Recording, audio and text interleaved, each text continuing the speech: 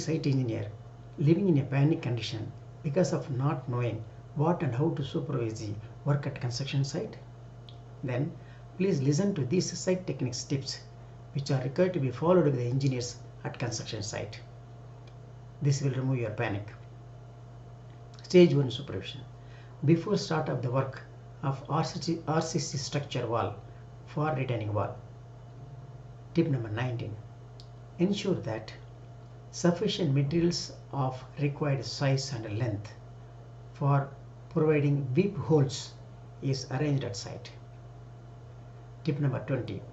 Ensure that sufficient manpower is available at site along with the tools and tackles so that the laying of concrete is done in required pace.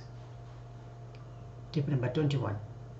Ensure that in case of vertical stem portion and counterfort, the following are to be followed. Stage-wise placement of reinforcement bars is to be done as per the required heights. Stage-wise framework is to be done as per the required height and shape. Necessary tying, supporting arrangements is to be done to maintain the verticality of reinforcement bars and framework. Thanks for listening. We will meet in the next video.